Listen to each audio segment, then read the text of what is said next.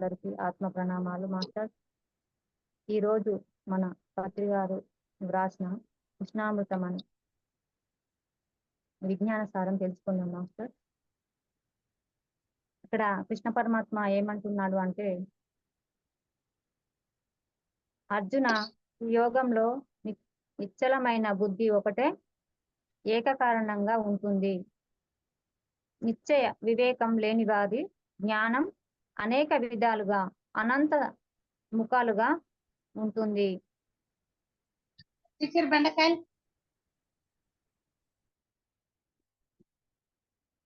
ఈ యోగంలో ఎంత కృషి చేస్తూ ఉంటే అంత ఫలితం తప్పకుండా ఉంటుంది. ఈ యోగాన్ని ఆచరించాలంటే కావలసింది స్థిరమైన నిశ్చయాత్మకమైన బుద్ధి ఒకటే. స్థిరత్వం లేని బుద్ధులు లెక్కకు మించి అనేకంగా ఉంటాయి. పరస్పర విరుద్ధమైన లక్ష్యాలు, కోరికలు కలిగి మనసు పరిపరి విధాల పరుగులు తీస్తుంది. లక్ష్యం నిర్ణయించుకొని నిశ్చయాత్మకమైన స్థిరమైన బుద్ధితో కర్మాచరణ కొనసాగిస్తే లక్ష్య సాధనలో విజయం సిద్ధిస్తుంది.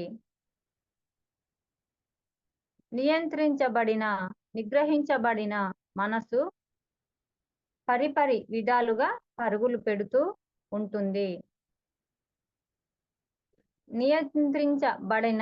నిగ్రహించబడిన మనసు బుద్ధి అనబడుతుంది.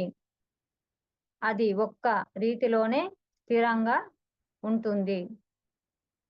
స్థిరమైన నిశ్చయాత్మకమైన బుద్ధితో కొనసాగించిన యోగ సాధన స్వల్పమైన మహాభయం నుంచి రక్షిస్తుంది. మాస్టర్, ఇక్కడ పరమాత్మ ఏమంటున్నారు అంటే, అర్జున, ఈ యోగంలో నిశ్చలమైన బుద్ధి ఉండాలి అంటున్నాడు. అంటే మనకి యోగంలో నిశ్చలమైన బుద్ధి ఉండాలి అని ఇక్కడ మనకు పరమాత్మ చెప్తున్నారు. మరి ఇక్కడ నిశ్చలమైన బుద్ధి అంటే ఎట్లా అంటే, మనము ఏది అంటే ఇప్పుడు మన మనసు ఏంటి అంటే కోతు లాంటిది. అది ఇటు అటు పరుగులు తీస్తూ ఉంటుంది. మరి అలా పరుగులు తీస్తే అది నిశ్చలమైన బుద్ధి అలా ఉండదు. ఎందుకంటే అది ఇటొకసారి వెళ్తుంది, మరి అటొకసారి వెళ్తుంది. మరి మన నిశ్చలమైన బుద్ధికి రావాలి అంటే మరి మనం చేయాల్సింది సాధన.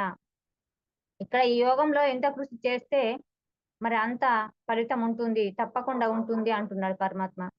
మరి మనం ఎంత సాధన చేసి మనం ఎంత చేస్తే మనకంత ఫలితం ఉంటుంది. మరి మన మనసు నిశ్చల స్థితికి రావాలి అంటే, మన మనసు శూన్య స్థితికి రావాలి అంటే మన ఆలోచనలన్నీ పక్కకి వెళ్ళాలి అంటే మన శ్వాస మీద ధ్యాస పెట్టి సరైన ధ్యానం చేస్తేనే మరి ఆలోచనలని పక్కకు వెళ్ళి మనకు మనసు శూన్యమై మరి నిశ్చల స్థితికి వస్తుంది. మరి యోగాన్ని ఆచరించాలంటే కావాల్సింది స్థిరమైన నిశ్చలమైన బుద్ధి ఒక్కటే అంటుంది. అంటే ఇక్కడ మనకు బుద్ధి వికసించినప్పుడే మనం అన్ని ఆలోచించగలుగుతాము. దేన్నైనా మంచిగా స్వీకరించగలుగుతాం అన్నట్టు. ఇక్కడ స్థిరత్వం లేని బుద్ధులు లెక్కకు మించి అనేకంగా ఉంటారు అంటుండ్రు. అంటే బుద్ధులు అంటే ఇప్పుడు బుద్ధుడు ఉన్నారు. బుద్ధుని లెక్క మరి మనము ఎక్కడ ఏ మాస్టర్స్ ని చూసినా గానీ అంత ఆ బుద్ధుని వలె ఉండడం అంటే చాలా కష్టం. బుద్ధుడు ప్రతిదీ మధ్య మార్గంలో తీసుకుంటారు. మరి ప్రతిదీ కూడా అంత మనం స్థిరత్వంగా బుద్ధత్వంలో ఉండలేము. కానీ అలా సాధించాలి అని ఇక్కడ మనకు తెలుపుతున్నాడు పరమాత్మ. ఎంతో మంది ఉంటారు స్థిరత్వం లేని బుద్ధులు, లెక్కకు మించి ఎంతో మంది ఉంటారు. కానీ ఆ రకంగా కాదు, విరుద్ధమైన లక్ష్య కోరికలతో ఉండేది కాదు అంటుంది. మరి మనసు ఎన్నో పరిపరి విధాలుగా పరుగులు తీస్తుంది. అవును, మరి మనం ప్రాపంచికంలో ఉన్నాం కాబట్టి మరి ఆ మనసు ఎన్నో విధంగా పరిపరి విధాలుగా మరి పరుగులు తీస్తుంది. మరి ఆ పరుగులు తీసిన మనసును మనము మళ్ళీ శ్వాస మీదకి మళ్లించుకొని ఆ మనసును స్థిరంగా ఉంచుకోవాలి. మరి అలాంటి విషయం మనకు ఎట్లా అంటే అది మనసు స్థిరంగా ఉండాలి అంటే ఒకటే మార్గం అంటాడు పత్రి గారు. శ్వాస మీద ధ్యాస పెట్టాలి. మన లక్ష్యం నిర్ణయించుకొని అంటే మనము ఈ మనసును పరిపరి విధాలుగా పోకుండా ఉండాలంటే మనం ఒక లక్ష్యం పెట్టుకోవాలి. అంటే ఇది, ఇది నేను జేయాలి అనుకుంటే చేయాలి. అంటే ఇప్పుడు మనం జూమ్ క్లాస్‌లో పాల్గొనాలి అనుకున్నాం కాబట్టి పాల్గొన్నాం. అలా ఒక లక్ష్యం అంటే పెట్టుకోవాలన్నట్టు. నిత్యాత్మకమైన స్థిరమైన బుద్ధితో కర్మాచరణ కొనసాగించాలి అంటుండు. మరి స్థిరమైన బుద్ధితో అంటే మరి అటు ఇటు పరుగులు తీసే బుద్ధితో గాకుండా స్థిరంగా కొనసాగించాలి. కర్మాచరణ అంటే మనం చేసే పని. కర్మ అంటే మనం చేసే పని. మరి లక్ష్య సాధనలో విజయం సిద్ధిస్తుంది అంటుండు.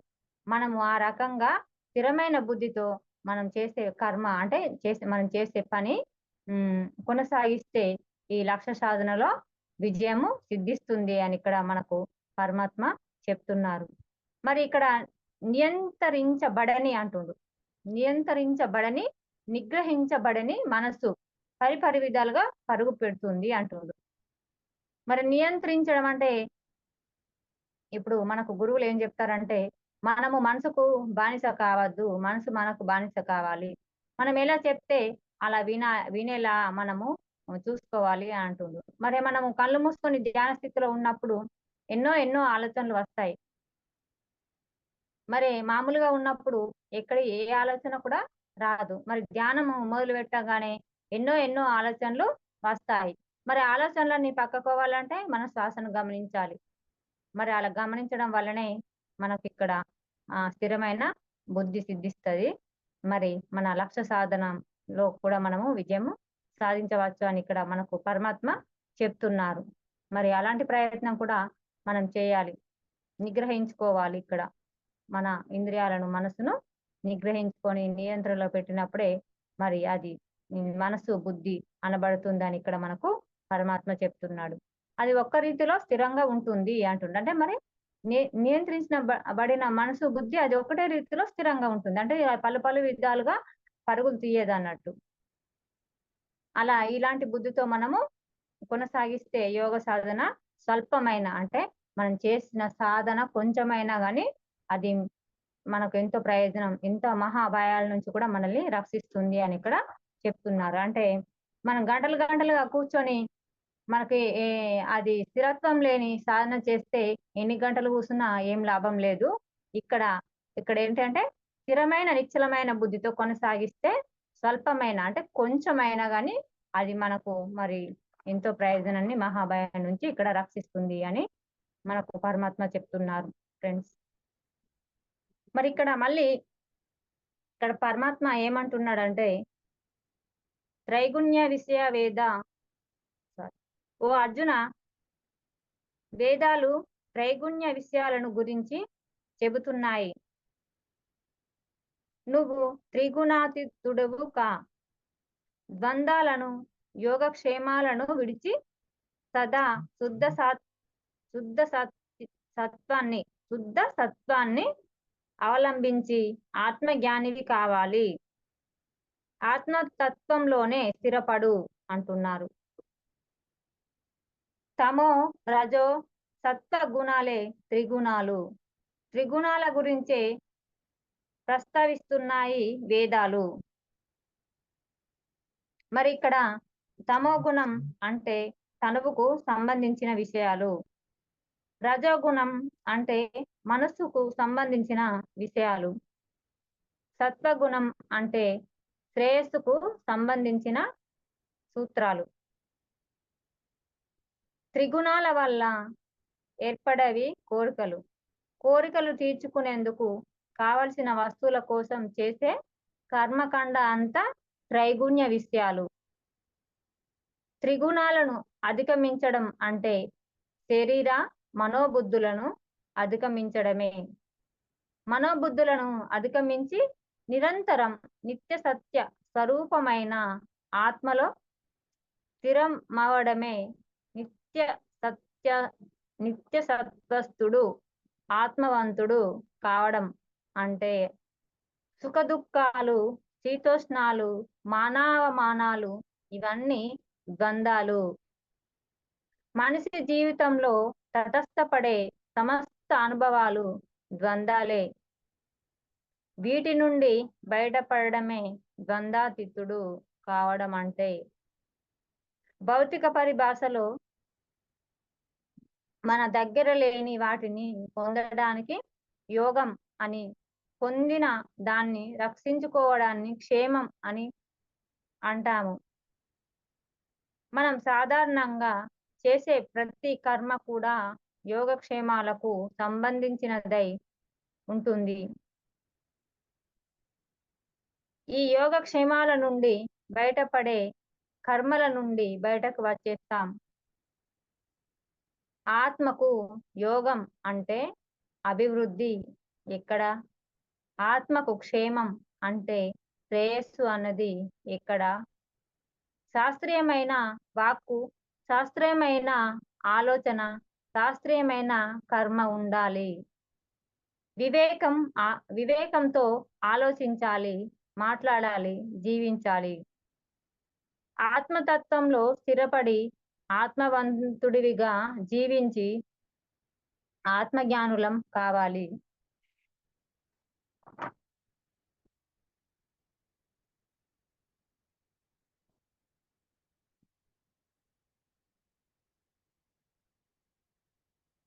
ఇక్కడ మాస్టర్ ఏమంటున్నాడంటే, ఓ అర్జున, నువ్వు త్రైగుణ్య విషయాల గురించి చెబుతున్నావు, మరి ఇక్కడ త్రిగుణ అతీతుడు కా అని అంటున్నాడు.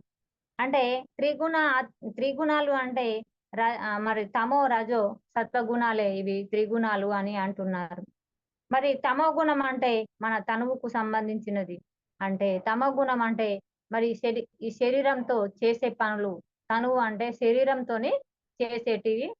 మరి దీన్ని తమో గుణము అని అంటారు అని ఇక్కడ పరమాత్మ అంటుండు. రజోగుణం అంటే మనసుకు సంబంధించినవి. మరి ఇక్కడ శరీరానికి సంబంధించినవి అంటే మరి అలంకరణే కావచ్చు, ఇంకేదో కావచ్చు. మరి ఇక్కడ మనసుకు సంబంధించింది అంటే మరి ప్రతి దాని మీదకి మనము ఏది కావాలన్నా మనకు మనసే ప్రాధాన్యం.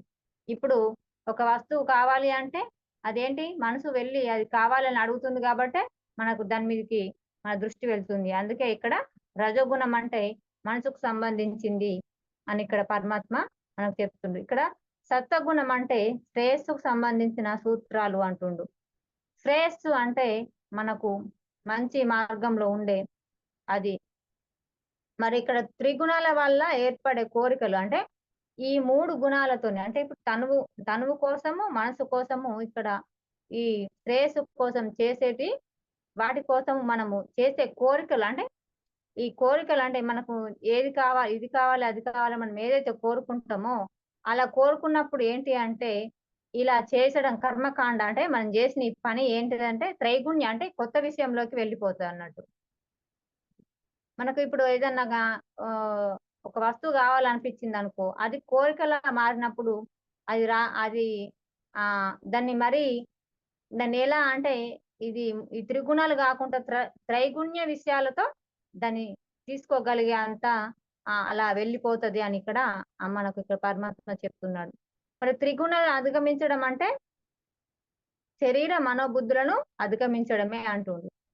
ఇక్కడ మనసు అంటే శరీరము మనసును మనం అధిగమిస్తేనే మరి మనము ఆత్మలోకి ఉంటాము. మరి ఇక్కడ మనం ఏంటి అంటే ఈ ధ్యానంలోకి వచ్చినామంటే మనము అంటే ఉంటాం, ప్రాపంచికంలో ఉన్నాం కాబట్టి అప్పుడప్పుడు మనసు చెప్పింది వినకూడదు మాస్టర్. మనము ధ్యానంలో కూర్చున్నప్పుడు మన మనసు చెప్పింది వినకుండా ఆత్మ చెప్పిందే వినాలి. మరి అందుకే ఇక్కడ మనోబుద్ధులను అధిగమించడమే, ఇక్కడ మనోబుద్ధులను అధిగమించి నిరంతరం నిత్య సత్య స్వరూపుడువై అంటే మన ప్రతిరోజు నిరంతరం నిత్యం అంటే సత్యం అనేదే నిత్యమైంది, శాశ్వతమైంది అన్న మన భావనలో ఉండాలి. ఆత్మలోనే స్థిరపడాలి అంటుంది ఇక్కడ. మరి ఆత్మవంతుడు కావాలి అంటుంది ఇక్కడ. మరి సుఖ దుఃఖాలు అంటే నీకు సుఖం రాని, దుఃఖం రాని, దేని వల్ల నువ్వు దుఃఖం వచ్చినా, దేని వల్ల సంతోషం వచ్చినా గాని మరి శీతోష్ణాలు అంటే ఎండలో ఎండకైనా గాని, వానకైనా గాని, దేనికైనా గాని దాన్ని సమభావంలో తీసుకోవాలి అంటుండు. అంటే ఇక్కడ దుఃఖాన్ని, సుఖాన్ని కూడా సమానంగా తీసుకోవాలి. ఇప్పుడు మానాలు, అవమానాలను కూడా మనం సమానంగా తీసుకోవాలి అంటుండు. ఇవన్నీ మనకు జీవితంలో తటస్థపడే సమస్త అనుభవాలు ఇవే ద్వంద్వాలు అంటుండు. అంటే మరి ఇవి ప్రతి మనిషికి ప్రతిరోజు అంటే మనకి ఇవి తటస్థపడతాయి. ఎప్పుడు కూడా మనకు ఎదురవుతూనే ఉంటాయి. మరి ఎట్లా అంటే ఇప్పుడు ఈ మానవమానాలు, సుఖదుఖాలు అంటే మరి దేనికి కూడా మనము చెల్లించకూడదు. అంటే ఇంతకుముందు ఉంటది బాధ. ఖచ్చితంగా ఉంటది. మనం ఎంత ధ్యాన సాధనలోకొచ్చినా కూడా బాధ అనేది ఉంటది. దుఃఖం అనేది కూడా ఉంటది. అంటే ఆ కృష్ణ పరమాత్మకే ఆహ్, ఆ స్థితం అంటే మంచి పెద్ద పెద్ద హైయెస్ట్ సోల్‌కే అది తట్టుకోవడం సాధ్యం కాలేదు. మనమెంత మాస్టర్స్. కానీ మనకు దుఃఖం ఉంటది. ఉంటది గానీ, మనకు తట్టుకునే శక్తి ఎలా అంటే ఈ ధ్యానం ద్వారా వచ్చింది. ఇంతకుముందు ధ్యానం ధ్యానం గురించి మనకు తెలియనప్పుడు ఏం జరుగుతుందంటే, అదే విషయం గురించైనా మరి పొద్దంతా గాకుండా రోజుల తరబడి ఏడుస్తూ, బాధపడుతూ ఉండేవాళ్ళం. కానీ ఇప్పుడు మనకు తెలిసింది గాబట్టి కొంచేపు బాధపడి దాన్ని వదిలేయడం నేర్చుకున్నాం. మన పత్రికార్ ద్వారా ఇది మనకెంతో ఉపయోగకరం అయితుంది. మరి మన పత్రికారికి ఒకసారి కృతజ్ఞతలు చెప్పుకుందాం మాస్టర్స్. మరి ఈ శ్వాస మీద ధ్యాస ఆ బుద్ధుడు కనిపెట్టిన ధ్యానాన్ని మనకు పత్రికారు అందించడం ద్వారానే మనం ఇంత ధైర్యంగా మరి ఇంత ఏంటి అంటే ఈ దుఃఖంలోంచి బయటపడి మరి మనకు దుఃఖం ఉన్నా గాని తట్టుకునే స్థాయిలో నిలబడగలుగుతున్నామంటే ఇది మరి పత్రిగారి కృపనే అని మనం తెలుసుకోవాలిక్కడ. మాస్టర్స్ ఇక్కడ మరి మనకు ప్రతిసారి అన్ని జీవితంలో ఎన్నో సమస్యలు తటస్థ పడతాయి. కరెక్టే ఇవన్నీ అనుభవాలే అనుకోవాలి. అనుకోవాలి కానీ ఒక్కొక్కసారి మనం తట్టుకోలేని స్థితిలో ఉంటాం. అప్పుడు ఉన్నా గాని అది కాసేపే ఉంచుకొని దాన్ని వదిలేయడం నేర్చుకోవాలి. అదే మరి ఇక్కడ ధ్యానం ద్వారా మనం నేర్చుకోవాల్సింది. భౌతిక పరిభాషలో మన దగ్గర లేని వాటిని పొందడానికి యోగం అని, పొందిన రక్షించుకోవడం క్షేమం అని అంటాం. మనం సాధారణంగా చేసే ప్రతి కర్మ కూడా యోగక్షేమాలకు సంబంధించినదై ఉంటుంది. ఈ ఈ యోగక్షేమాల నుండి బయటపడే కర్మల నుండి బయటకి వచ్చేస్తాం. ఆత్మకు యోగం అభివృద్ధి ఎక్కడ? క్షేమం, శ్రేయస్సు అనేది ఎక్కడ అని అంటున్నాడు. శాస్త్రీయమైన వాక్కు, శాస్త్రీయమైన ఆలోచన, శాస్త్రీయమైన కర్మకాండ ఉండాలి అంటుండు. అంటే ఇక్కడ మనం ఎట్లా అంటే ఇంతకుముందు మనము ఏం ఆలోచించామో, ఎలా చేశామో అది, అది మనకు హ్మ్. తెల్ తెలుసు కావచ్చు. కాకపోతే ఇప్పుడు ఎలా అంటే మనం ఇక్కడ ధ్యాన సాధనలోకి వచ్చినంక మనలో మార్పు అనేది ఖచ్చితంగా ఉండాలి. అంటే శాస్త్రీయమైన వాక్కు అంటే ఆలోచన, మన ఆలోచన గాని, మన వాక్కు గాని, మనం చేసే పని గాని అది ఒక శాస్త్రీయంగా ఉండాలి. అంటే వివేకంతో ఆలోచించి మాట్లాడాలి, జీవించాలి అంటారు. అంటే ఇక్కడ మొన్న సార్ క్లాస్‌లో కూడా చెప్పాడు. జీవించడం ముఖ్యం గాదు. అని బ్రతకడం ముఖ్యం గాదు.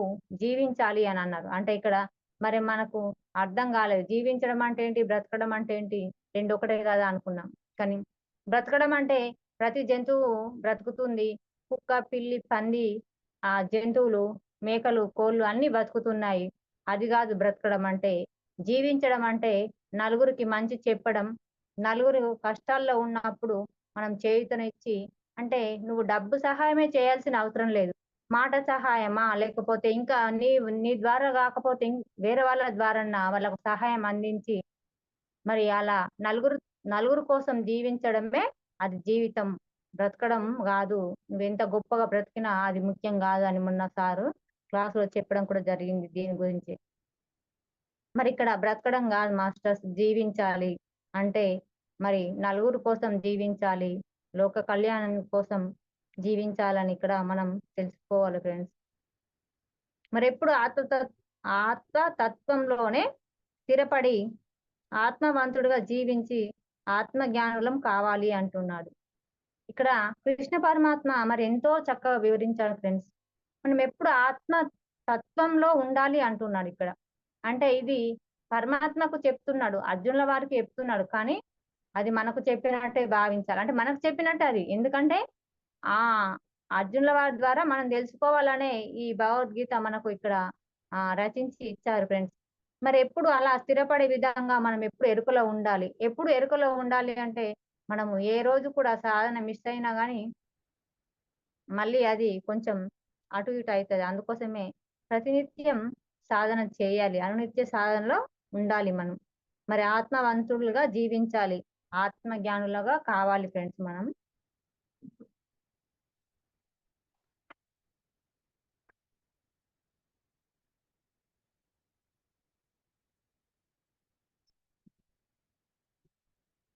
ఇక్కడ మళ్ళా ఏమంటున్నాడంటే, నువ్వు కర్మ చేయడానికి మాత్రమే గాని నీ కర్మ ఫలానికి అధికారివి కాదు. ప్రతిఫలేక్షతో కర్మలను చేయకు. అలాగని కర్మలు చేయడం మానకు అంటున్నాడు ఇక్కడ. ఇక్కడ ఏమంటున్నాడంటే, నువ్వు కర్మ నువ్వు కర్మ చేయడానికి మాత్రమే కానీ నీ కర్మ ఫలాన్ని ఆశించకు. అధికారం నీకు లేదు. ప్రతిఫలే ప్రతిఫల ఫలేపేక్షతో కర్మను చేయకు. అలాగని కర్మలు చేయకుండా కూడా ఉండకు అంటున్నాడు. మరి కర్మలను చేయడానికి మనకు హక్కు ఉంది.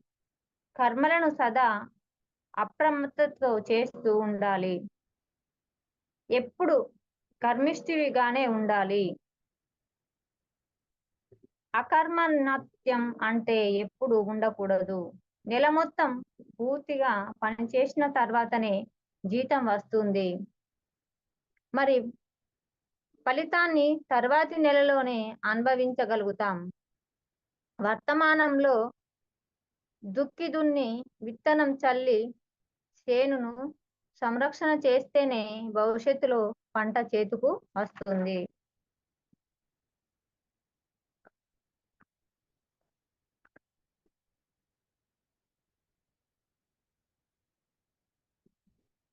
విత్తనాలు చల్లగానే పంట పండి ధాన్యం చేతికి రాదు. అలాంటివే మనం పొందే కర్మఫలాలు కూడా. వర్తమానంలో సుఖ సుఖ సంతోషాలు గత జన్మల మంచి కర్మలు ఫలితాలు. కష్టాలు నష్టాలు చెడు కర్మలు ఫలితాలు. అలాగే వర్తమానంలో కర్మఫలాలు భవిష్యత్తులో అనుభవిస్తాం. ఈ వర్తమానంలో జన్మకు సంబంధించిన పరిమితమైన జ్ఞానంతో ఇప్పుడు అనుభవిస్తున్న కర్మఫలాలు మన యొక్క అనేక గత జన్మలలోని ఏ జన్మకు సంబంధించి. అందుకే మరి ఆ కర్మలు ఎప్పుడు లెక్కకు కట్టకూడదు. ఏ కర్మ ఫలం అనేది అవగాహనకు రాదు. మనం నిర్దేశించలేం కూడా. లెక్కలు కట్టడానికి మన దగ్గర సరి అయిన విషయ జ్ఞానం ఏమీ లేదు. లెక్కలను ఫలితాలను పూర్ణ సృష్టికే వదిలేయాలి. సృష్టికి మాత్రమే తెలుసు సరి అయిన లెక్కలు కట్టడం. జన్మ జన్మల లెక్కల ప్రకారం రావాల్సింది అంతా వచ్చే తీరుతుంది. జన్మ జన్మల లెక్కల ప్రకారం పోవలసిందంతా పోయే తీరుతుంది. కర్మఫల శక్తి ఉంటే ఫలసిద్ధి ఆసిద్ధుల పట్ల రాగద్వేషాల కర్మచరణ పూర్తి సామర్థ్యంతో నిర్వహించబడదు. కర్మలు చేయడం మాని అకర్ముడుగా మారిపోతే భవిష్యత్తుకు పునాది చేసే వర్తమానాన్ని వ్యర్థం చేస్తే భవిష్యత్తును సంపూర్ణంగా నష్టపోతాం. కనుక మనం కర్మలను చేస్తూనే ఉండాలి. అకర్మలుగా ఎప్పటికీ కారాదు. దేనినైనా మనం ధర్మం అనుకుంటున్నామో ఆ ధర్మం నిర్వర్తిస్తూనే ఉండాలి. ఆ రకమైన ధర్మం కర్మలు చేస్తూ ఉండాలి. కర్మణ్యేవాధికరిస్తే మా ఫలేషు కదాశవ.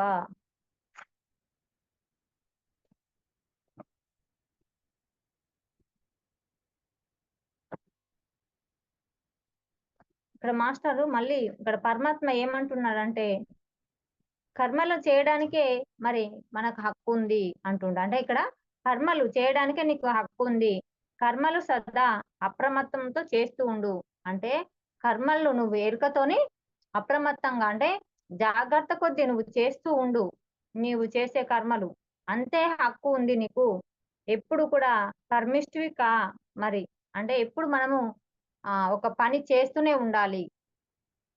అట్లనే ఉండు గాని నువ్వు హక్కుల గురించి మాత్రము ఆలోచించకు అని అంటున్నాడిక్కడ. అకర్మన్ అన్నది ఎప్పుడు ఉండకూడదు అంటుండు. మరే పని చేయకుండా ఎప్పుడు కూడా ఉండకూడదు అంటుండు. మరి ఇక్కడ ఏమంటుండంటే నెల మొత్తం పని చేస్తేనే గదా! మనం తర్వాతి నెలలో జీతం తీసుకుంటాం అంటుండు.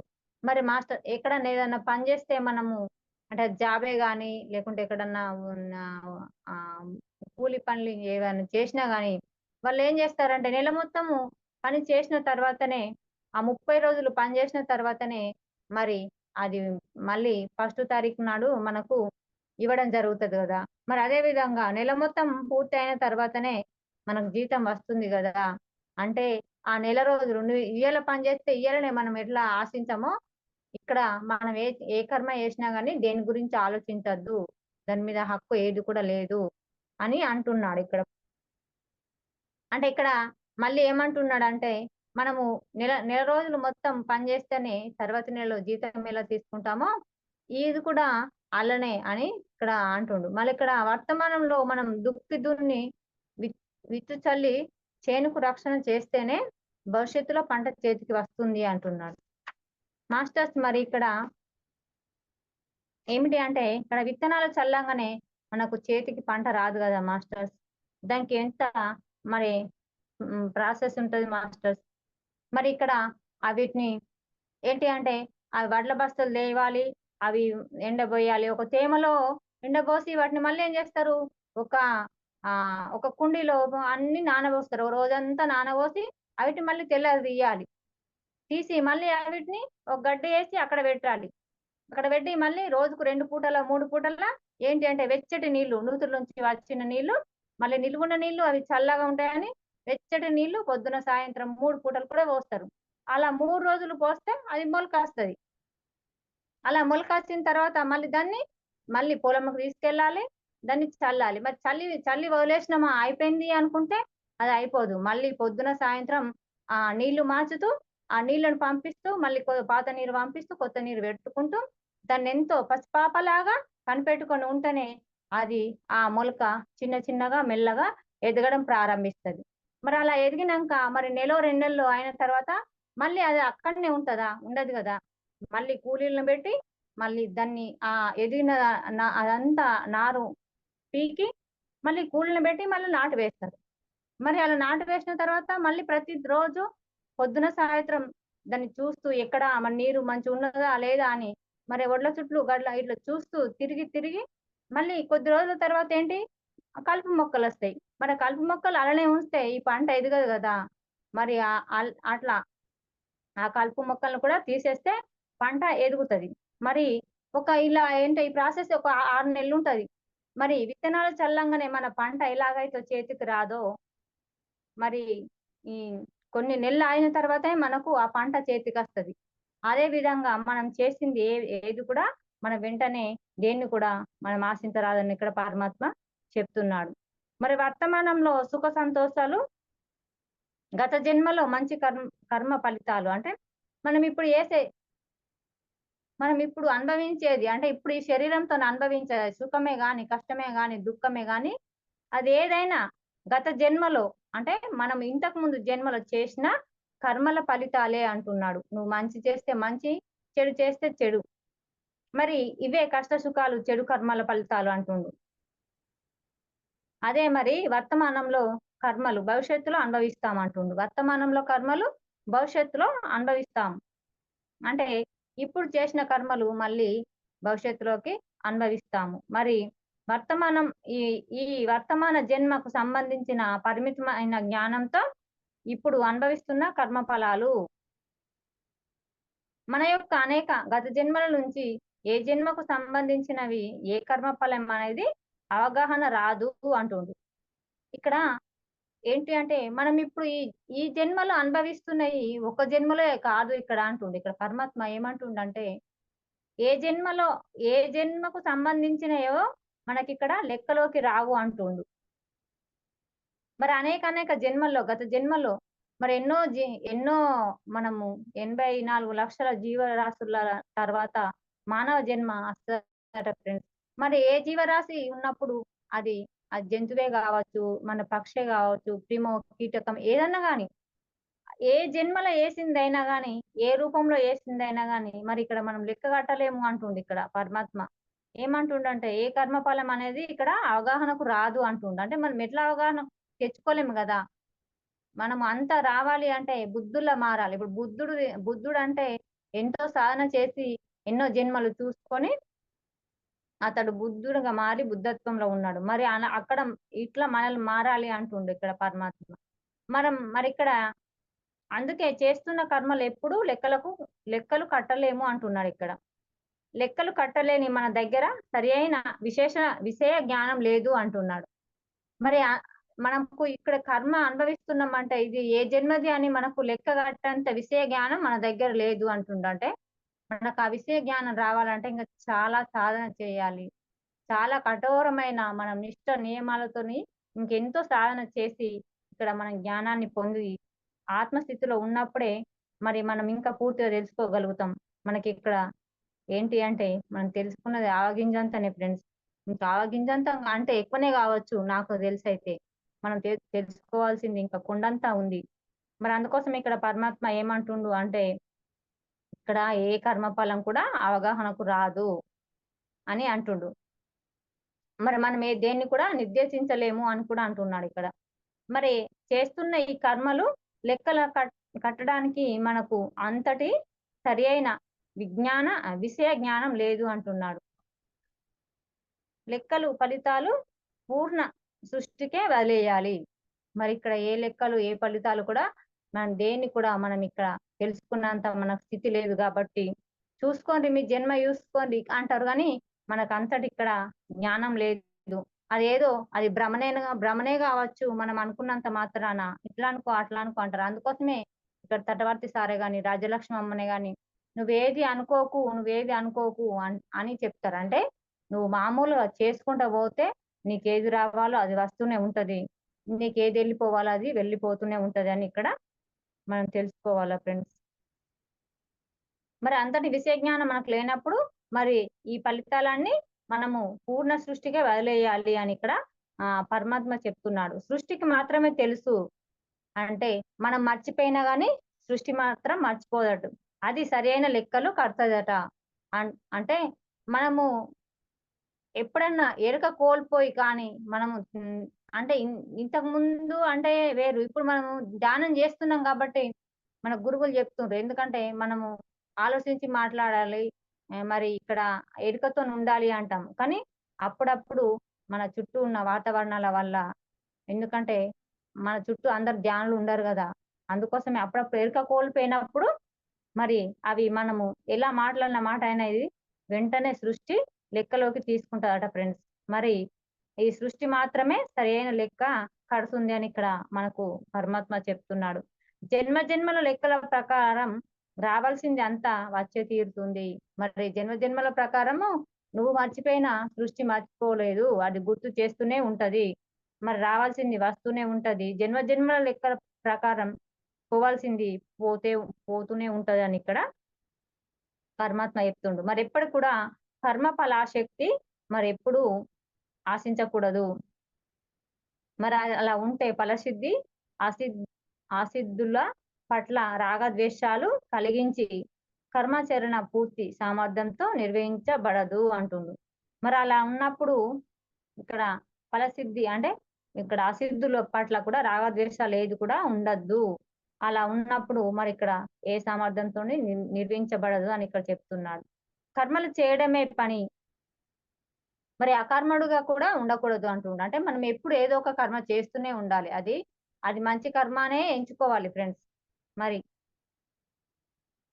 ఎప్పుడు కూడా మరి ఇది ఈ కర్మ చేస్తే ఏమొస్తదో, ఆ కర్మ ఏం చేస్తాం మరి నేను సప్పుడుగా మామూలుగా ఉంటా పోనీ అని కూడా అనుకోవద్దు ఇక్కడ అని చెప్తున్నాడు. అంటే ఎప్పుడు కూడా అకర్ముడుగా నువ్వు ఉండకూడదు అని ఇక్కడ చెప్తున్నాడు. మరి ఇది అట్లా ఉంటే కూడా ఇది భవిష్యత్తుకు హ్మ్. భవిష్యత్ పునాదికి వేసే వ్యర్థమే అంటుండు ఇక్కడ. అంటే మనం ఇప్పుడు ఏ పని చేయక ఉంటే కూడా మనకు భవిష్యత్తు పునాది అలా అది వ్యర్థమైందే అంటుండు అంటే. కనుక మనం కర్మలు చేస్తూనే ఉండాలి. అకర్మలుగా ఎప్పటికీ కారాదు. దేన్నైతే మనం ధర్మం అనుకుంటున్నామో ఆ ధర్మం నిర్వర్తిస్తూనే ఉండాలి. ఆ రకమైన ధర్మ కర్మలు చేస్తూనే ఉండాలి అంటుండు. మరి ఇక్కడ ఏది దేన్నైతే మనం ధర్మం అనుకుంటున్నాం అంటే, ఇప్పుడు పత్రి గారు వచ్చిన తర్వాత మరి ప్రతినిత్యం మనం ధ్యానం చేయడం, మరి ఈ ఆత్మే సత్యం, ఈ ఆత్మే నిత్యం అని మనం తెలుసుకున్నాం కాబట్టి, మరి సరైన మార్గంలో ధర్మ మార్గంలో నడవాలి అని ఇక్కడ మనకు పత్రి గారు చెప్తుండ్రు, చక్రవర్తి సార్ గారు చెప్తుండ్రు కాబట్టి, మనం దీన్ని ధర్మం అని తెలుసుకున్నాం కాబట్టి, ఈ మార్గంలో మనం నడిచే ప్రయత్నం చేయాలి. మరి ఎప్పుడు కూడా ఈ రకమైన కర్మకాండలే చేస్తుండాలి. అంటే ధర్మబద్ధమైన కర్మకాండలే చేయాలి. మరి అప్పుడే మన భవిష్యత్ పునాదికి అది సరైన మార్గం అని ఇక్కడ పరమాత్మ చెప్తున్నాడు.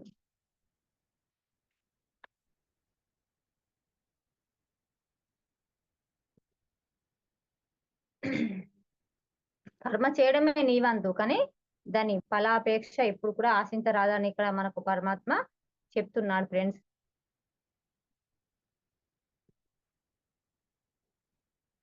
ఓ ధనాన్ని జయించిన వాడా ఆసక్తిని వదిలి యోగ స్థితిలో ఉంటూ కర్మసిద్ధి అయినా కాకపోయినా సమభావం కలిగి కర్తవ్య కర్మలు ఆచరించు. సమత్వాన్నే యోగం అని అంటారు. సమత్వం అంటే అన్నిటినీ సరిసమానంగా చూడటం. సమత్వమే అత్యంత గొప్పదైనది. సమత్వమే నిజమైన యోగం అనిపించుకుంటుంది. అనుకూల ప్రతికూల పరిస్థితులు అతిగా ప్రతిస్పందించిన అన్ని పరిస్థితులలోనూ ద్వంద్వాలలోనూ సమస్థితిలో ఉండడమే యోగం అనిపించుకుంటుంది. అదే సమత్వంలో ఉండడం అంటే. యోగ స్థితిలో ఉండడం అంటే యోగ స్థితిలోనే ఉంటూ ప్రాపంచిక కర్మలన్నీ చేయాలి. యోగ స్థితిలో ఉండకుండా చేసే కర్మలన్నీ అనర్థ హేతువులే. కర్మలను చేస్తూ ఉన్న వాటి పట్ల ఆసక్తి రహితుడుగా ఉండాలి. ఫలితాలు అవి పూర్తిగా ఫలించిన కొద్దిగా ఫలించిన సమభావనంతోనే గ్రహించాలి. జీవితంలోని సకల ఆటుపోట్ల పట్ల ఉదాసీనంగా వ్యవహరించగలిగే మానసిక సమత్వం నిరంతర సాధన వలన అలవడుతుంది. అప్పుడు అనుక్షణ యోగ స్థితిలోనే ఉంటుంటావు. ఇలా యోగ స్థితిలో ఉంటూ కర్మలు చేస్తుంటే సమాజం వాటి యొక్క సిద్ధి అసిద్ధులలో ఆనందించడం, విచారించడం కనుకనే ఆసక్తి విడిచి సిద్ధి అసిద్ధుల పట్ల సమభావం కలిగి ఉన్నట్టి యోగ స్థితిలోనే కర్తవ్య కర్మలను ఆచరించమని శ్రీకృష్ణుల వారి ఉద్బోధ. ఇక్కడ కృష్ణ పరమాత్మ ఏమంటున్నాడంటే ఫ్రెండ్స్, సమత్వం అంటే అన్నిటినీ సమానంగా చూడడం. సమత్వమే అత్యంత గొప్పదైనది అంటుంది ఇక్కడ. అంటే మరి ప్రతి విషయంలో సమానంగా చూసుకోవాలి. బుద్ధుడు కూడా మరి మనకేంటి అంటే మధ్య మార్గం అని చెప్పిండు. మరి అటు ఎక్కువ కాకుండా ఇటు తక్కువ కాకుండా. ఇప్పుడు మనం ఎట్లా అంటే ఆహార విషయమే తీసుకుందాం. మరి అక్కడ రుచికరమైన వంటలు ఉన్నాయని కొంచెం ఎక్కువ తింటే ఏంటి అంటే మనకు ఆయాసం అవుతుంది. మరి అలా ఆయాసం అయితే కూడా మనకు కష్టమే అవుతుంది కదా, కూర్చోలేక లేవలేక ఆయాసంతో బాధపడతాం. మరి అదే రుచిగా లేదని మరీ తక్కువ తింటే అది కూడా నీరసం వస్తుంది. అది కూడా కరెక్ట్ కాదు కదా. అంటే ఇక్కడ సమభావనతో సమత్వంతో సమానంగా అంటే అలా చెప్తున్నా నేను ఆహార విషయంగాని. అలా మధ్య మార్గంలో మనము ఎంత అంటే మనకి ఎంత అవసరమో అంతే. అంటే మనకు ఆకలి ఉన్నదానికంటే ఇంకా కొంచెం తక్కువ తినాలట ఫ్రెండ్స్.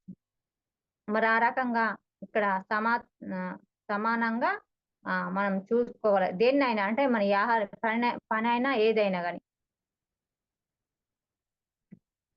ఈ సమత్వమే నిజమైన యోగం అనిపించుకుంటుంది అంటుంది.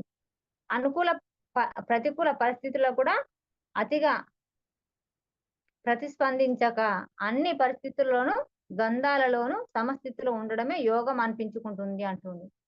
అంటే నీకు పరిస్థితులు అనుకూలంగా ఉండని, ప్రతికూలంగా ఉండని. అంటే నీకు విరుద్ధంగా ఉండని, నీకు ఇలా నీకు అనుకూలంగా ఉన్నా గాని, ఏ రకంగా ఉన్నా గాని అవిట్లను కూడా సమభావంలో తీసుకో అంటుండు. అంటే మనకిక్కడ ద్వంద్వాలలో అంటే మనకెన్నో పరిస్థితులు వస్తాయి. అలా. అచ్చినప్పుడు అది నీకు ఏ రకంగా ఉన్నా గాని దాన్ని సమస్థితిలో తీసుకున్నప్పుడే దాన్ని యోగం అనిపించుకుంటారు అని అంటుండు. మరి అట్లా ఎవరు అంటే ఈ బుద్ధ పరమాత్మనే గావచ్చు, పత్రి సారే గావచ్చు, కృష్ణ పరమాత్మనే గావచ్చు. వారిలాగా మనల్ని కావాలి అని ఇక్కడ వాళ్ళు మా చెప్తున్నారు. మరి అదే సమత్వంలో ఉండడం అంటే అని ఇక్కడ యోగ స్థితిలో ఉండడం అంటే అని ఇక్కడ చెప్తున్నాడు. మరి ఇక్కడ యోగ స్థితిలోనే ఉంటూ అంటే మనం సమాన భావనలో ఉంటూ ఇక్కడ ప్రాపంచిక కర్మలన్నీ చేయాలి అంటుండు.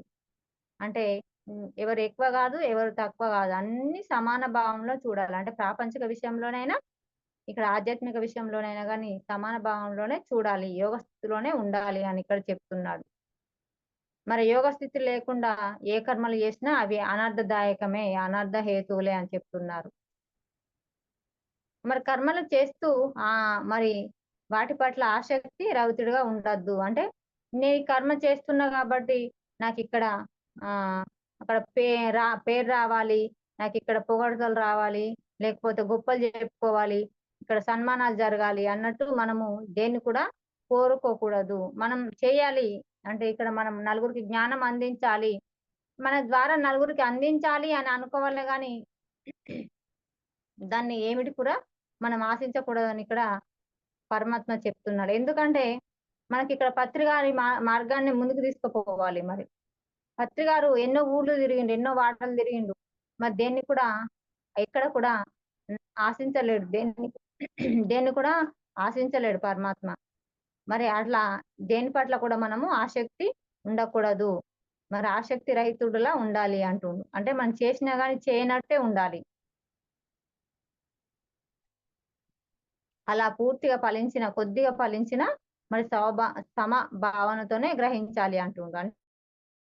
అంటే నీకు ఏ రకంగా వచ్చినా, అది కొద్దిగా వచ్చినా, పూర్తిగా వచ్చినా మరి దాన్ని స్వీకరించడం నేర్చుకోవాలి. జీవితంలో సకల ఆటుపోట్లు ఉంటాయి అంటుండు. మరి మనం ఈ జీవితంలో, ఈ ప్రపంచకంలో ఉన్నాం గాబట్టి, మరి మనకెన్నో ఆటుపోట్లు వస్తూనే ఉంటాయి. మరి ప్రతినిత్యం ఎన్నో ఎదుర్కోవాల్సి వస్తాయి. మరి అలాంటి ఆటుపోట్లనైనా ఉదాసీనంగా వ్యవహరించగలిగే మానసిక అంటే ఇక్కడ సమత్వం నిరంతర సాధన వల్లనే అంటే మనం మానసికంగా బాధపడకుండా ఉండాలి అంటే ఇక్కడ మరి అలాంటి సమత్వం మనకు రావాలంటే ఇక్కడ నిరంతర సాధన చేయాలి అంటున్నాడు. మరి అలాంటి సాధన మనం అలవర్చుకోవాలి. అప్పుడే అనుక్షణం యోగ స్థితిలో ఉంటుంటాం అంటుండు. మరి అలా నిరంతర సాధన చేయబట్టే మనకు తట్టుకునే శక్తి వస్తది. ఆటుపోట్లను కూడా మనం భరించే శక్తి వస్తది. మరి అందుకే మనం ఎప్పుడూ నిరంతర సాధనలో ఉండాలి ఫ్రెండ్స్. మరి ఇలా యోగ స్థితిలో ఉంటూ కర్మలు చేస్తుంటే సమాజ్ సమాజంగానే వాటి యొక్క అసిద్ధులలో ఆనందించడం, విచారించడం కనుకనే ఆసక్తిని విడిచి అసిద్ధుల పట్ల సమభావం కలిగి ఉన్నట్టు యోగ స్థితిలోనే మనము కర్తవ్య కర్మలు ఆచరించి మ్, మరి ఆచరించాలని ఇక్కడ మనకు కృష్ణుల వారు చెప్తున్నారు ఫ్రెండ్స్. మరి ఏ రకమైన మనము అంటే మానసిక ఒత్తిడికి గురి కాకుండా అన్నిటిని మన సమభావనంలో స్వీకరించడం నేర్చుకోవాలి ఇక్కడ. మరి అలా ఉంటేనే మరి మనము సరైన యోగ స్థితిలో ఉన్నట్టు అని ఇక్కడ మనకు కృష్ణ పరమాత్మ చెప్తున్నాడు ఫ్రెండ్స్.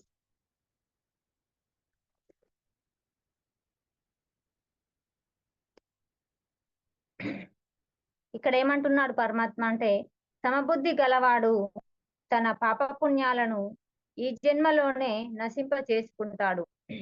కాబట్టి నువ్వు కూడా అలాంటి యోగాన్ని అనుసరించి కర్తవ్య కర్మను ఆచరించు. యోగమే కర్మలో కౌశలం. మానవుడు నిత్య కర్మిష్టి. కర్మలు చేయకుండా ఒక క్షణం కూడా కుదరదు. మంచిదో చెడ్డదో ఏదో ఒక కర్మ చేస్తూనే ఉంటాడు. సృష్టి ధర్మ ప్రకారం పుణ్యపాపాలు కర్మబంధాలు తగులుకుంటాయి. తాత్కాలి తత్ఫలితంగా జన్మ పరంపరలో చిక్కుకొని విలవిల్లాడుతూ ఉంటాం. కర్మలను ఎలా ఆచరిస్తే కర్మ బంధాలలో చిక్కుకోమో, పుణ్య పాపాల నుండి విముక్తులం అవుతామో, జన్మ పరంపర నుండి బయటపడతామో, మరి ఆ కిటుకు ఆ కౌశలం ఆ విధానం శ్రీకృష్ణ పరమాత్మ అదే పరిస్థితిలో యోగ స్థితిలో ఉండి కర్మలు ఆచరించడం. సమత్వం యోగం ఉచ్యతే. సమత్వమే యోగం అని చెప్పబడుతుంది. మరి ముందు శ్లోకంలో చెప్పారు, ఇక్కడ యోగం కర్మను కౌశలం, యోగమే కర్మలో కౌశలం అంటున్నారు. సమత్వంలో ఉంటూ యోగ స్థితిలో ఉంటూ కర్మలు చేయడం అంటే కర్మ ఫలాల మీద ఆసక్తి గాని కోరిక గాని లేకుండా కర్మలు చేయడం. ఇంకా కర్మ యొక్క సిద్ధి అసిద్ధుల పట్ల సమభావం కలిగి ఉండడం. కర్మ ఫలాల మీద ఆసక్తిని విడవడం అంటే కర్మ ఫలాలను త్యజించి నిష్కామంగా ఉండడం. సిద్ధి అసిద్ధుల యందు సమభావం అంటే కర్మలు సిద్ధించినా సిద్ధించకపోయినా, కొంచెంగా సిద్ధించిన కర్మ ఫలాలు ఏమైనా గాని మనసులో సమత్వంతో ఉండడం. అప్పుడు ఆ కర్మలు పునర్జన్మలు కలిగించే ఫలితాలను ఇవ్వలేవు. కనుక జన్మ పరంపర నుండి బయటపడగలం. కనుక కర్మఫల ఆసక్తిని వదిలి కర్మసిద్ధి కలగకున్న సమస్థితిలో ఉంటూ కర్మలను ఆచరిస్తే ఈ లోకంలోనే పాపపుణ్యాల నుండి విముక్తిని పొందవచ్చు. ఎన్ని కర్మలను చేస్తూ ఉన్న ఏ కర్మ పర్యవసాన సానుకూల అంటని రహస్యాన్ని మాత్రం అభ్యసిస్తూ ఉండాలి. అదే కర్మలో కౌశల్యం అంటున్నారు. ఇక్కడ పరమాత్మ ఏమంటుండంటే సమబుద్ధి కలవాడా అంటే మనం పాపపుణ్యాలు ఈ జన్మలోనే నశింపజేసుకుంటాడు అంటుండ. అంటే సమబుద్ధి అంటే అన్నిటినీ సుఖాన్ని దుఃఖాన్ని ఇక్కడ మానాన్ని అవమానాన్ని ప్రతి విషయాన్ని మనం సమానంగా స్వీకరించినప్పుడు మరి ఈ పాపమైన పుణ్యమైన ఈ జన్మలోనే నశింప చేసుకుంటాడు అని ఇక్కడ చెప్తున్నాడు పరమాత్మ. కాబట్టి నువ్వు కూడా అలాంటి యోగాన్ని అనుసరించి కర్తవ్య కర్మలు ఆచరించు అంటుండ. అంటే ఇక్కడ అర్జునుల వారికి కృష్ణ పరమాత్మ చెప్తున్నాడు. అంటే నువ్వు కూడా ఇలాంటి కర్మల్ని ఆచరించి మరి నువ్వు కూడా యోగంలో ఉండు అని ఇక్కడ చెప్తున్నాడు. మానవుడు నిత్య కర్మిష్టి అంటే మానవుడు ఎప్పుడు నిత్యము ఏదో ఒక పని చేస్తూనే ఉంటాడు. మరి అలా చేస్తూనే ఉండాలి. ఏది అది మంచిదో చెడ్డదో ఏదో ఒకటి చేస్తూనే ఉంటారు. మరి అలా చేస్తాడు కానీ అది సృష్టి ధర్మ ప్రకారం పుణ్యపాపాలు కర్మబంధాలు తగులుకుంటాయి అంటుండు. మరి ప్రతిరోజు మానవుడు ఏదో ఒక పని, మనం పొద్దున లేచినామంటే ఏదో ఒక పని చేస్తాం. అది ఏ పని అని మనం కూడా అది చెప్పలేం ఫ్రెండ్స్. ప్రతిరోజు ఏదో ఒకటి చేసినప్పుడు అది మంచి పనా చెడ్డ పనా మనకు తెలియదు. కానీ ఇక్కడ సృష్టి ధర్మం ప్రకారం ఏమవుతుందంటే అది మనకి ఇక్కడ కర్మబంధం తగులుకుంటాయి అంటుండు. అంటే మరి అదే మనకు కర్మగా మారుతుంది అంటుండు. అంటే నువ్వు మంచి చేస్తే మంచి కర్మ, చెడు చేస్తే చెడు కర్మ అది మన ఖాతాలోకి వస్తుందట ఫ్రెండ్స్. జన్మ పరంపరలో చిక్కుకొని విలవిల్లాడుతూ ఉంటాము. మరి జన్మ పరంపరలో అంటే మరి పుట్టడం, గిట్టడం మరి ఈ శరీరం వదిలి పైకి వెళ్ళిపోతాము. మరి వెళ్ళిపోయినా మళ్ళీ అక్కడే ఉండం. మళ్ళీ అక్కడ కూడా బోర్ కొడతదట. అక్కడ బోర్ కొట్టి నేను భూలోకం వెళ్తా. అక్కడ నేను మళ్ళీ కొద్ది రోజులు అలా వెళ్ళొస్తా అని భూలోకం ఇదొక యాత్రలాగా వస్తామట ఫ్రెండ్స్. మరిక్కడ మళ్ళీ ఇక్కడ భూలోకం వచ్చి ఇక్కడ చేయాల్సిందేదో చేసి మళ్ళీ ఈ కర్మబంధాల్లో చిక్కుకొని మళ్ళీ విలవిల్లాడుతూ ఉంటాము. మరి ఇదే మన జన్మ పరంపర అంటే వెళ్ళడం, రావడం, పుట్టడం, మళ్ళీ పోవడం. ఇదే జన్మ పరంపర అని ఇక్కడ చెప్తుండు. కర్మలు ఎలా ఆచరిస్తే బంధాల్లో చిక్కుకోమో, పుణ్యపాపాల నుండి విముక్తులు అవుతామో, జన్మ పరంపర నుండి బయటపడతాము. అది అలాంటి కిట్కే కౌశలం అంటుండు. అంటే మనం ఎప్పుడు అంటే ఎరుకలో ఉండాలి. ఆ కిట్కు ఏంటంటే మనం ఎప్పుడు ఎరుకలో ఉండాలి. ఎరుకలో ఉండాలి అంటే మనకు అది సాధ్యమయ్యే పని కాదు గాని సాధ్యం చేసుకోవచ్చు. ఎందుకంటే మనకి ఇక్కడ పత్రి గారు మనకు చక్కని మార్గం ఇచ్చారు. మనం ఎప్పుడు అనునిత్య సాధనలో ఉంటూ ఎప్పుడు మనం ఎరుకలో ఉండి మరి మనం ఆత్మస్థితిలో ఉన్నప్పుడు అప్పుడు ఏంటి అంటే మనం అన్ని ధర్మబద్ధంగానే ఉంటాము. సత్యంగానే ఉంటాము. అంటే ఈ సత్యమే నిత్యమైంది కాబట్టి మరి అలాంటి మనము ఆ మార్గంలో ఉంటాము. ఉండే ప్రయత్నం చేయాలి ఫ్రెండ్స్. మరి ఈ విధంగా తెలియజేస్తున్నాడు కృష్ణ పరమాత్మ. మరి సమస్థితిలో యోగ స్థితిలో ఉండి కర్మలు ఆచరించాలి. అప్పుడే ఇక్కడ సమత్వం యోగ ఉచ్యతే అంటుండు. అంటే మరి సమత్వం కూడా ఇక్కడ యోగంలా మారుతుంది. సమత్వమే యోగం అని చెప్పబడుతుంది. మరి ఇక్కడ మళ్ళీ ఇక్కడ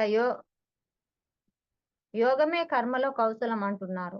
సమత్వంలో ఉండి యోగ స్థితిలో ఉంటూ కర్మలు చేయడం అంటే కర్మ ఫలాల మీద ఆసక్తి గాని కోరిక గాని లేకుండా కర్మలు చేయడం అంటున్నారు.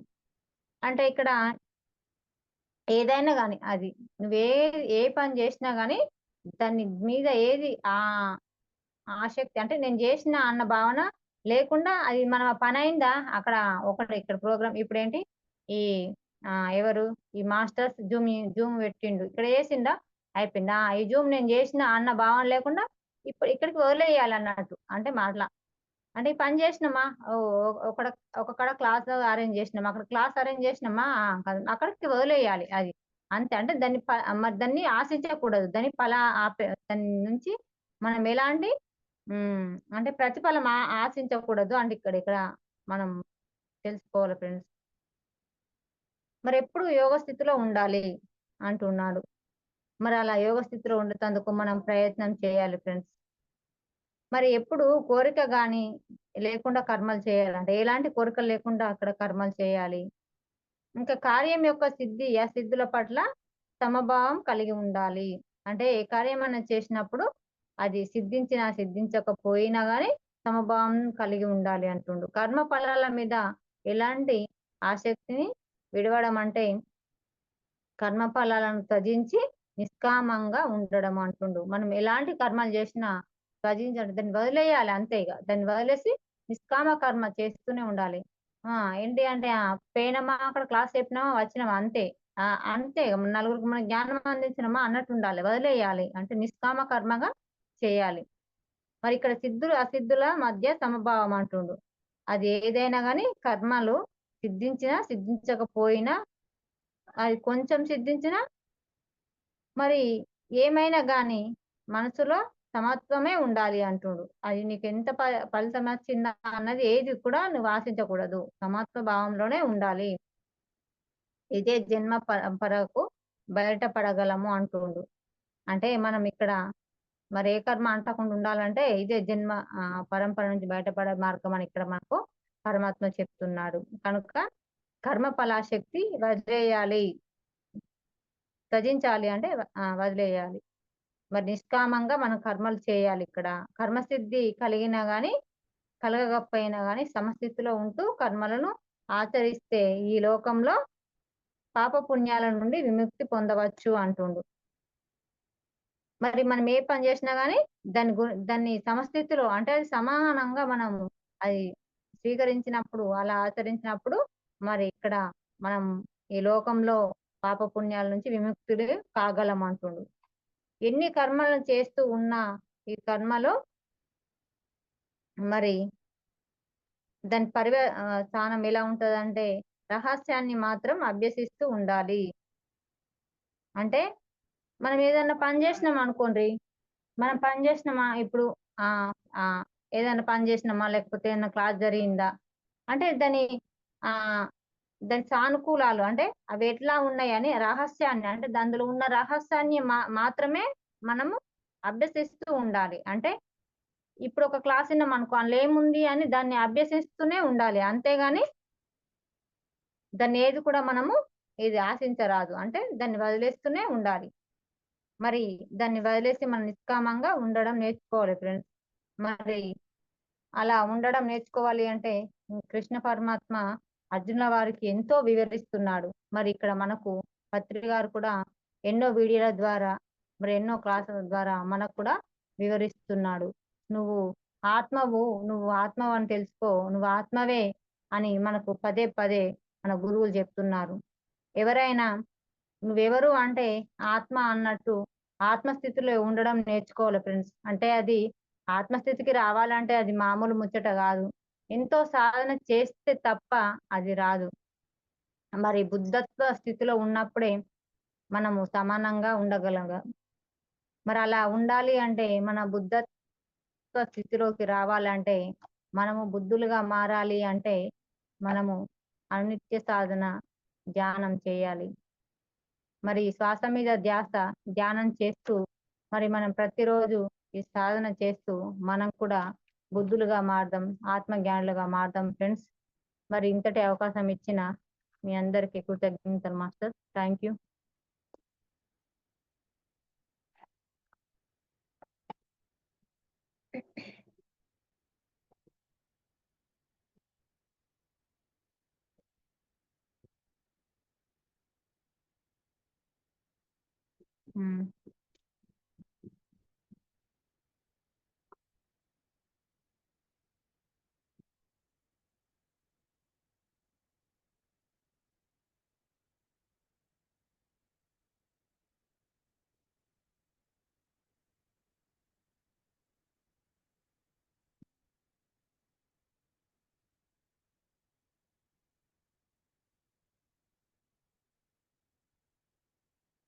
మాస్టర్